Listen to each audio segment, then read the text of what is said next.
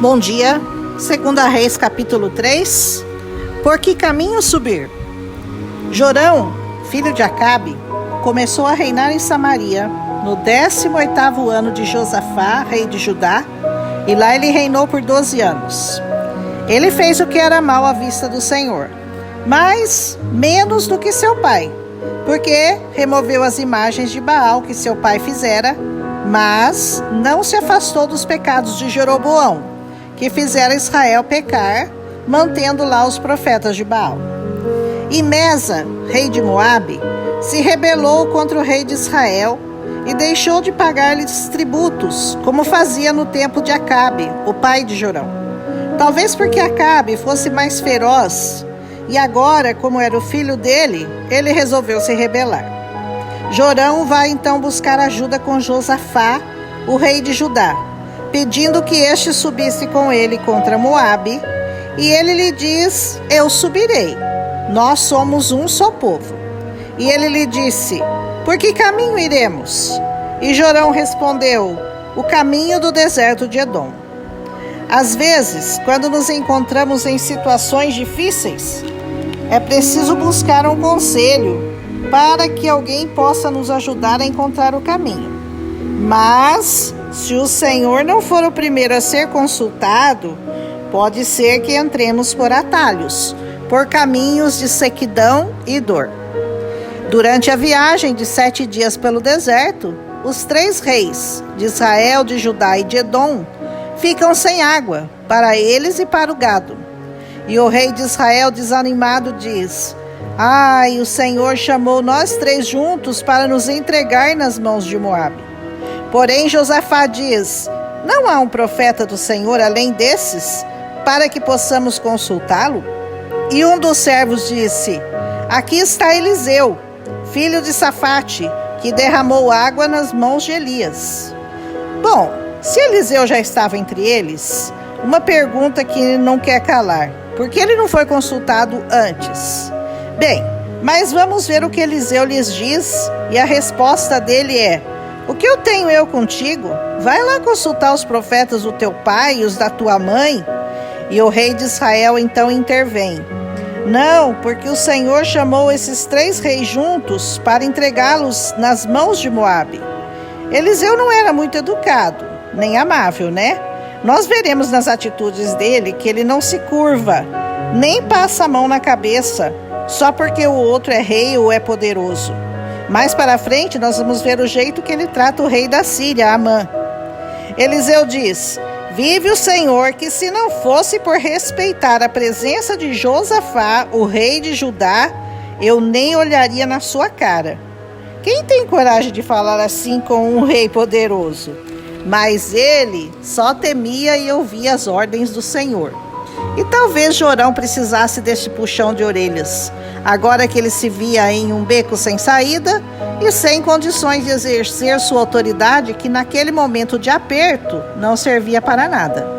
E Eliseu disse: busquem um menestrel para entoar um cântico ao Senhor.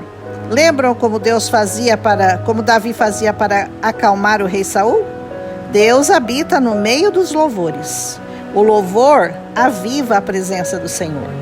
E por meio de Eliseu, o Senhor então falou e os instruiu a fazer buracos no vale, dizendo que uma chuva encheria os fossos e eles tomariam água, vocês e o seu gado.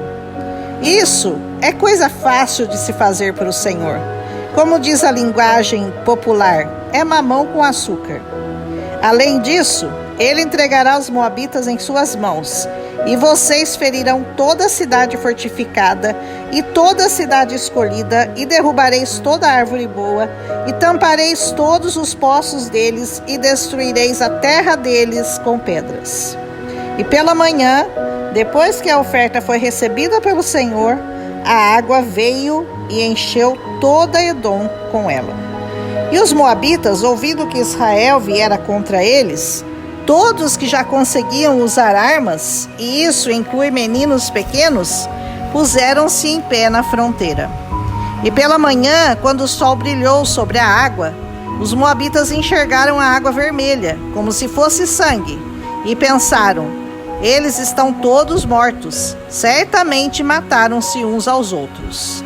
Mas, chegando lá, eles se levantaram dos fossos e feriram os moabitas que fugiram. Israel foi atrás deles, e em cada lote bom de terra lançavam pedras e também tamparam todos os poços de água e cortaram todas as árvores boas. Só não derrubaram a cidade de Kir-Arazete, mas a cercaram e feriram os homens com flechas. Então o rei de Moabe conseguiu reunir 700 soldados para abrir caminho até o rei de Edom, mas não teve sucesso.